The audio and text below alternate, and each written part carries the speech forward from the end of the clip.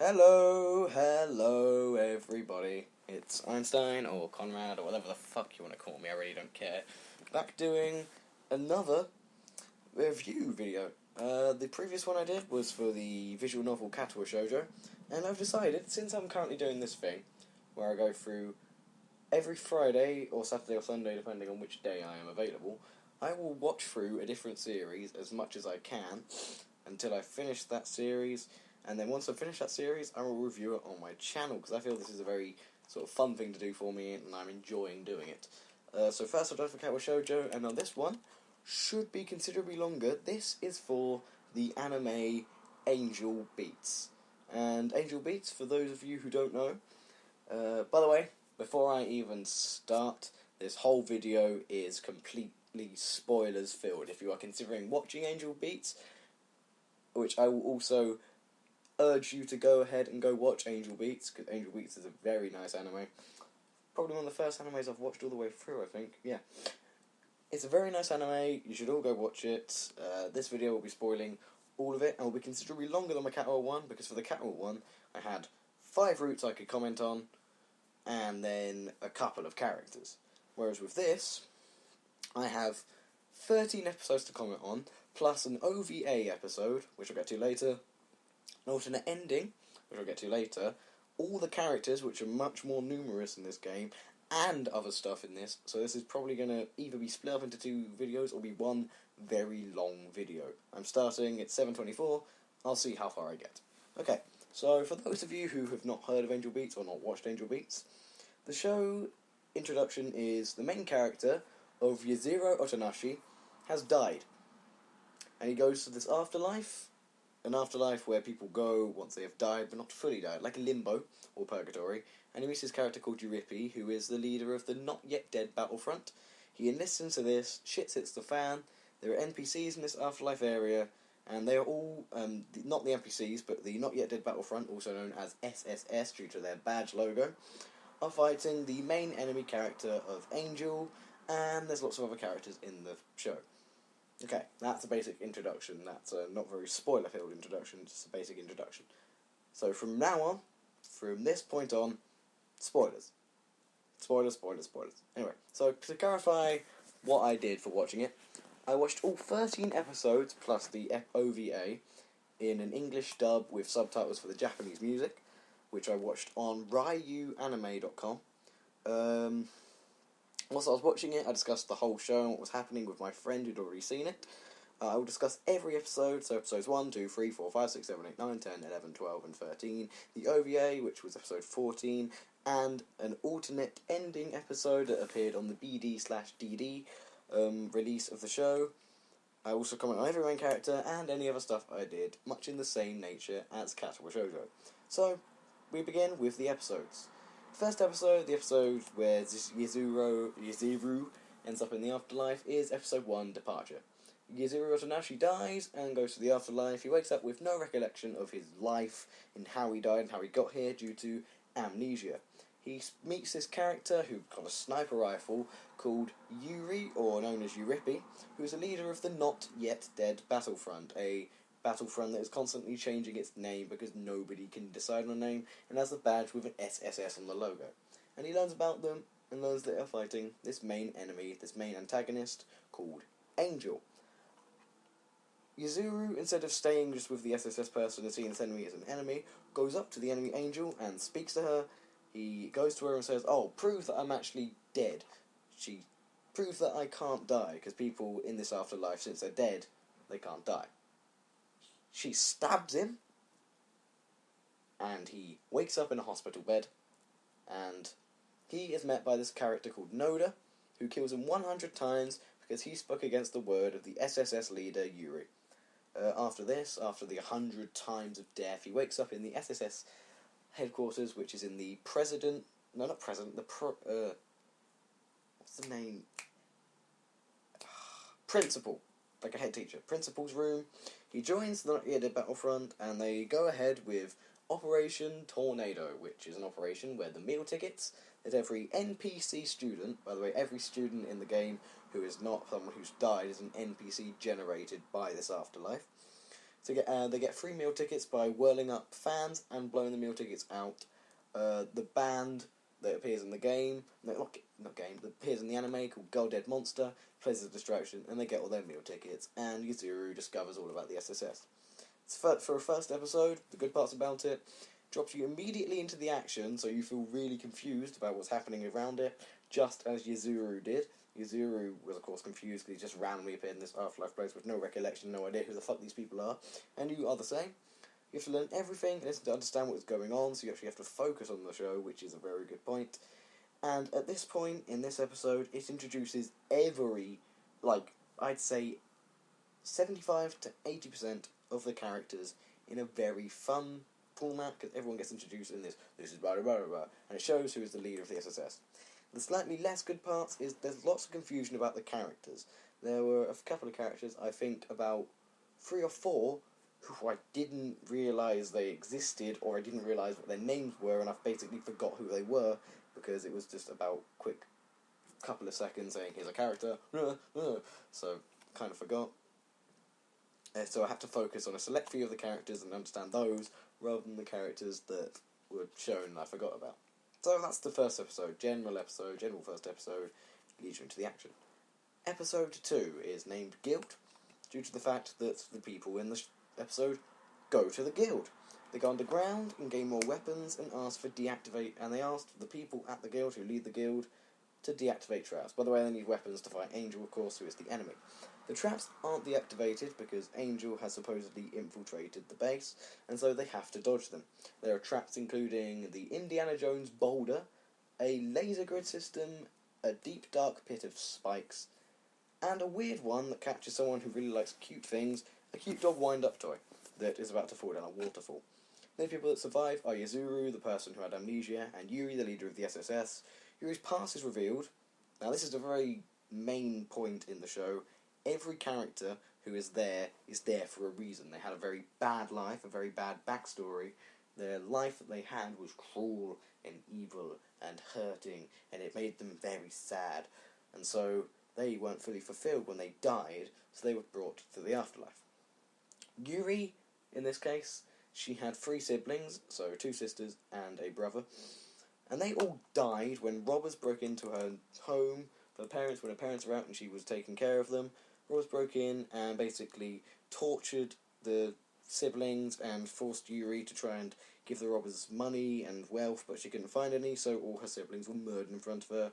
And it is not revealed how she died, but it is considered that she committed suicide after losing all 3 of her siblings. Due to this, Yuri wants to fight against the creator for allowing such horrible things to happen to her. Also in this, you meet the guild leader Char, who is a man who apparently is a high school student, but in fact he has a massive fucking beard. Char is the guy that controls all the guns and all the gunmen in the guild. Angel, the enemy, gets into the guild, and so the guild is blown to shit, and they all escape the guild, and that's the end of episode 2. The good points about this episode is it introduces 2 core mechanics. The 2 main core mechanics of Angel Beats are backstories of characters, which is how they actually end up leaving this afterlife in the end, that you'll find out in episode... I think it's episode 10. Oh, no, you find out in episode 3, but then it goes ahead in episode 10. And also God, because it's based on a religious principle. The principle that, is there a creator? And if so, if there's a creator, can you get redemption for your life when you die? So it's working with the ideas of purgatory and limbo. As someone who is not religious, I am an atheist, not a Christian or Buddhist or anything, I still like understanding other religions' views on the matter and what other religions think about God and creators. It shows more in depth more about Yuri, this character that you've just been dropped into knowing, but now it shows in depth who she is and she reveals herself. And it shows personality traits of every character when they die differently, because in the show, everyone dies, but then they come back alive again because you can't die in the afterlife. So each character dies, and it shows sort of personality traits of each character. So, for instance, there's the character of, I think it's pronounced Oyami. Oyami is very nervous, and so he's very scared of every trap, whereas someone called Matsushido the Fifth, who's a judo master, so he's not very scared of danger, even when the danger cuts him up with lasers. The slightly less good parts one of the two main flaws of the show, I'll come on to the other flaw later because I think it appears in the third episode, is that it's very cliche. One of the cliches of this episode is that the two characters survive. I called it, in the words of Cinemarcians, it's main characters survive ex machina. So the two people to survive are Yuzuru, the main character of the show, and Yuri, the second main character of the show at the moment. I mean, they could have easily, in real life, it could have happened that, say, it would have been... Yuzuru and Yuri could have had equal chance of surviving, apart from the fact that Yuzuru who's been dropped in here has no tactical weaponry skills, has no idea who he is, has no idea how to work a gun, and so with a pistol, he survives better than someone who has a fucking submachine gun or a guy who has a scythe. So that's a bit weird. And the Char character is sort of dropped in there, and Char's never detailed in the show. The character of Char is never really sort of, this is Char, this is who he is, this is why he's here. It's just guy with beard, guns. So yeah, that's episode 2. Episode 3 is entitled My Song. Episode 3 is one of the best episodes. So in this, Girl Demo, or Girl Dead Monster, who was the girl group that did the distraction Operation Tornado in episode 1. The lead singer of Girl Demo, who is a person called Miname Iwasawa, makes a new song called My Song to use it as a distraction, but it is shot down by the leader of the SS, Yuri. A character introduced, who is called Takayama, who referred to as Christ. I'll get to that in a sec. A computer hacker is introduced also as a character by Yuri, and he is going to be used in a new operation to break into Angel's domain and go through the computer in her domain to see how she's an angel and what her powers are and how they can defeat her. They do this, a large performance is performed in the middle stage of the school, on a stage to the whole of the NPCs as a distraction. Girl Demo plays. Before all of this, Iwasawa revealed her backstory, so the second backstory to be revealed after Yuri's. Iwasawa reveals her backstory, which was about her parents fighting and domestic abuse, her being in this broken family, her love of music, but the fact that she then... she got into an induced state of paralysis/coma due to a bottle flying from her abusive dad at her head, and so she was basically bedridden. She tells Yuzuru this, and so she's then performing for the group. The group is out high, playing the regular songs, just like they did in Operation Tornado in episode 1, but then it dies down and the NPC teachers come along and try and stop the group playing, so Iwasawa brings out the song that was originally shot down, My Song. The way that she was meant to be saved, which I'll get to in a sec, is that she wanted to perform what she wrote and her favourite love of songs to an audience, and she got to do that, so she was saved from the afterlife. Since the way that people were saved from the afterlife in Angel Beats is they must do something that they didn't get to fulfill in their real life but wanted to, and that's why they are here, because they did not have a fulfilling life. That is the idea. So she disappears from the afterlife and is not seen again, and so people wonder why she disappeared, and they link it to thinking, Angel must have obliterated her and destroyed her, or killed her, when really she was just saved and taken away. Also in this, Yuzuru meets my favourite character, Yui, who is a groupie for the band Girl Demo, and I'll get to Yui in a second. Actually, I'll get to Yui also later on when I'm talking about characters. So the good parts of episode 3 are that it shows one of the core mechanics at play, since backstories lead to the saving, which is one of the two main core mechanics. So with the backstory, it shows how with that backstory, if you take that and use that for how to save a person, then that person can leave the afterlife and go live a new life. It gives you some idea how it works and how to use it in the sense of the afterlife. It explains that everybody who is in the afterlife who is not an NPC has had a cruel backstory and has had a cruel life, and that's why they are here. So people ranging from TK, who I'll get to later, to Matsushidu, who I'll get to later, everyone has had a harsh backstory, and although you may not learn all of them, you can know that they did have one. And it's first showing of saving, as I said, and finally, Yui is introduced. Yui is an amazing character. I'll explain more later, but for now, Yui is a character that I really, really like in this show. Someone who is just it's so funny, but also has an emotional... It's like if you take Emmy from Katawa Shoujo. Emmy was very sad at points and very happy at points. No spoilers for what I showed you about there, by the way. She's very sad and very happy at points. With Yuri as well, he was very sad and very happy at points. It's perfect mix, because that's the sort of mix I like in a character. For bad parts, earlier I said that there were two main problems I have with the show. One of those was the cliches I have in the show.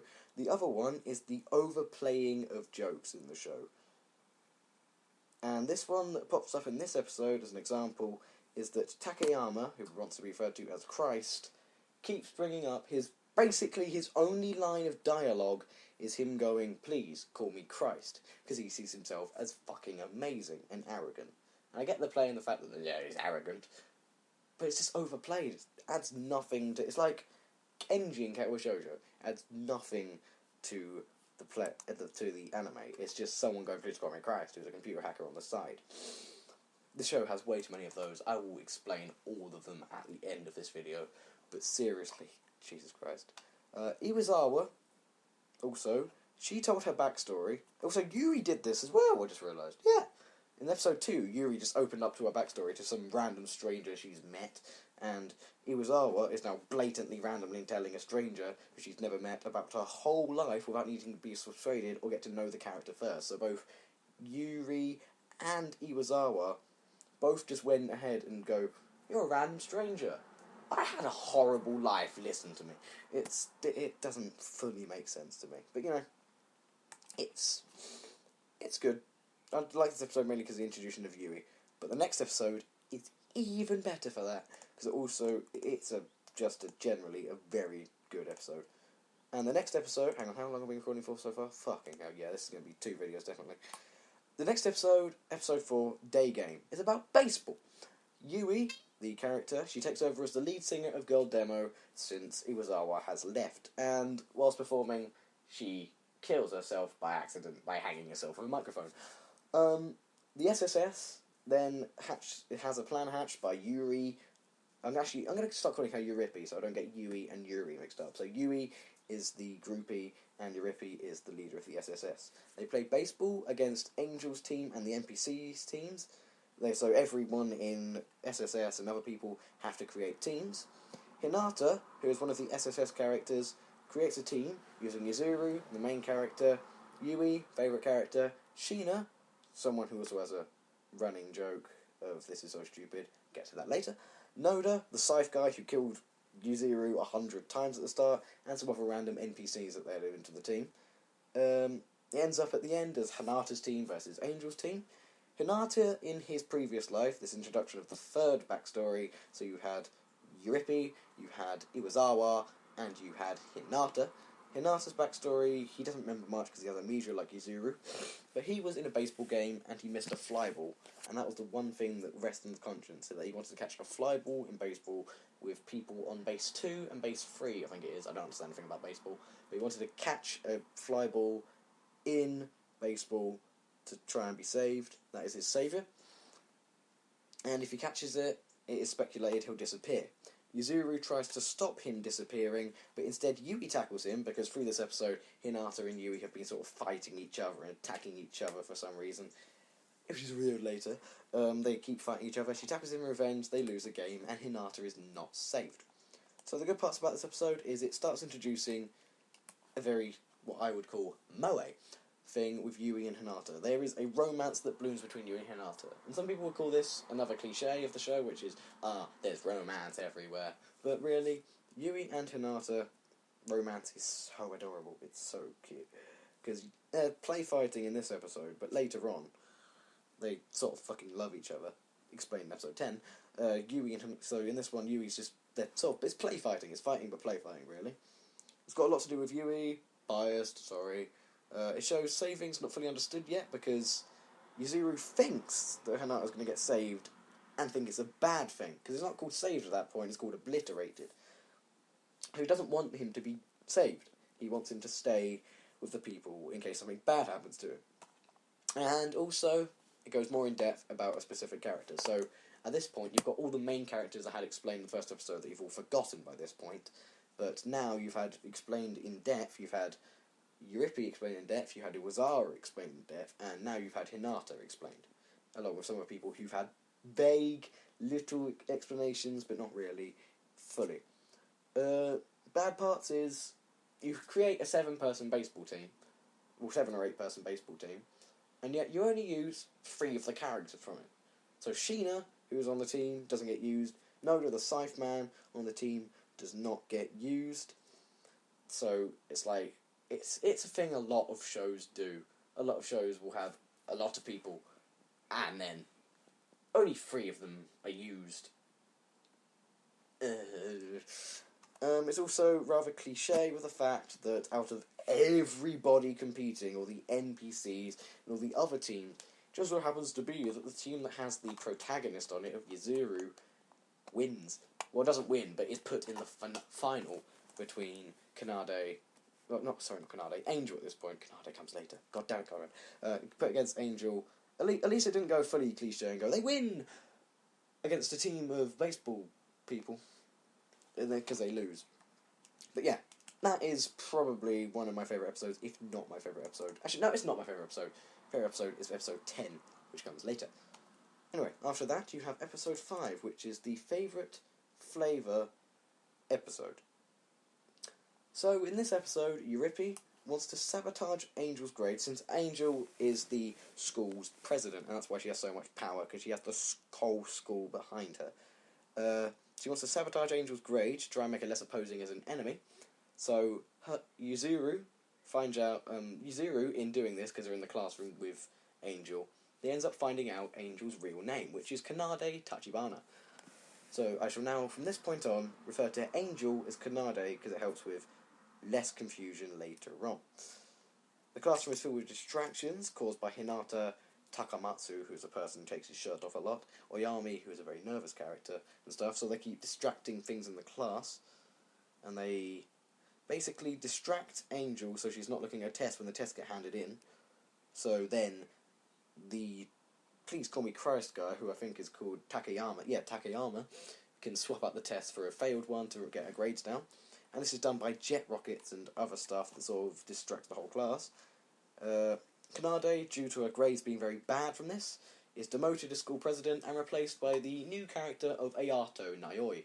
I am not sure if I'm pronouncing that correctly, because Nayoi, it's either Nayoi or Nayoi, but it's written like Yayoi.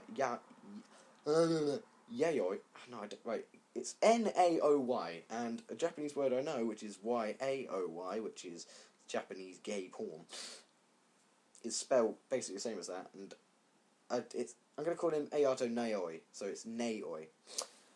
He becomes... Kanade becomes indifferent to the second version of Operation Tornado, since she now seems very sort of passive, because she has no power anymore, because she's lost her school presidency. She goes in, and is the only person, out of all the NPCs and anybody else, to buy Mabu Dofu.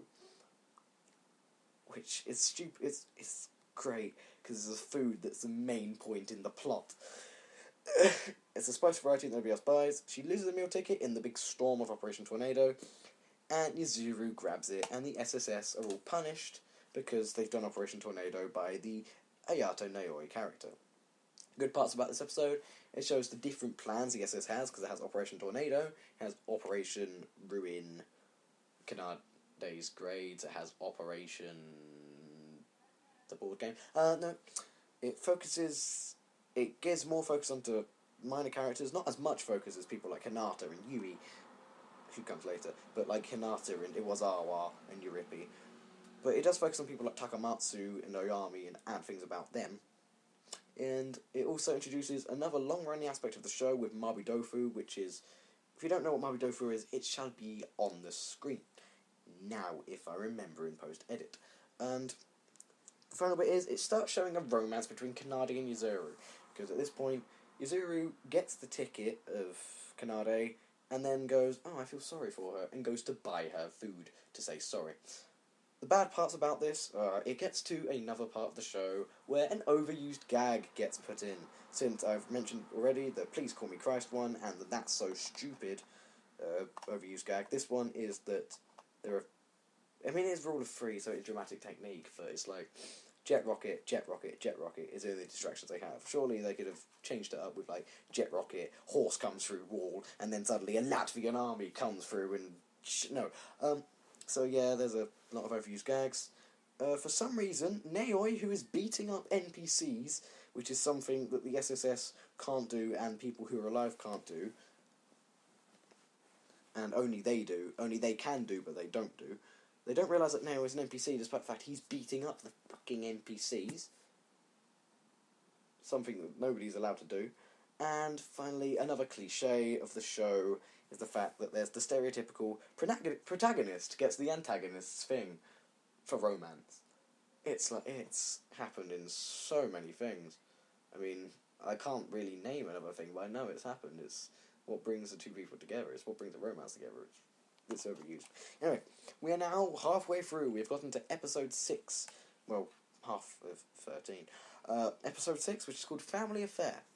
In this episode, at the start, the SSS are released from imprisonment caused by Naoi, and everybody is informed to attend normal classes to see if they can overthrow Naoi now that Clannad has no power and is not doing anything to combat them. Yuzuru, as I said, goes with Clannad to buy some mabudofu to say sorry, and they eat it, but this goes against school rules of eating during breaks, which is weird. I don't know if that's a thing in Japan, that once you have a break, you're not allowed to have food. No food for you. It's weird. And so Naoi notices them, and they were thrown into a jail cell, a top security jail cell, due to Clannad's powers. Clannad falls asleep, and Yuzuru, on a walkie-talkie that was given by Yuri, is contacted by Yuri that Naoi is not an NPC, surprise, and that he's massacring people with hypnosis-controlled NPCs. Clannad breaks out of the jail cell with a special sword she has in her hand. I'll get to that later. And they go to the SS. She breaks out with her special swords, and they go to save the SSS. The whole of the SSS is massacred, so Hinata's on the floor, dead. Dead in air quotes, because you can't die in the afterlife. Yuri is dead on the floor.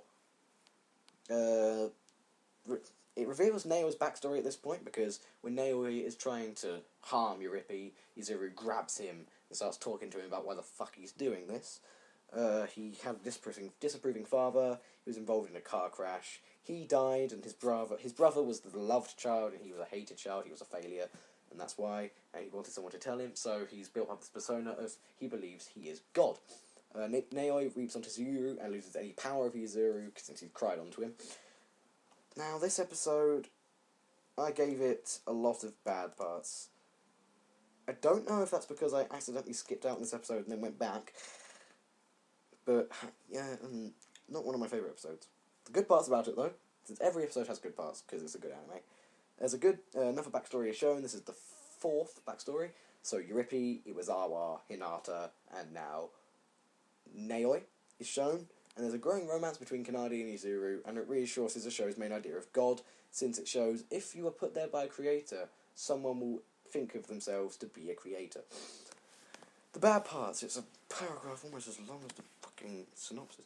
2 long-running jokes are introduced. I am God is introduced, which is Naoi who goes, well, I am God. I am amazing. I am God. I am the creator. Which it was funny the first time. Yeah, it was quite funny the first time. And then it just reared on. And then Takamatsu, who is the shirtless, blue-haired guy, he's always shirtless. Is that a Japanese thing again? That every Japanese series needs one topless man? I don't know. But Naoi is introduced, enlisted, and reveals his whole backstory in the space of 1 episode. I mean, he wasn't introduced beforehand, he wasn't shown before this. You know, he was only shown when Clannad stepped down in episode 5. Well, didn't step down, but got demoted in episode 5. And now suddenly he's fucking got his whole backstory revealed and is crying onto Yuzuru in episode 6. It's really quick.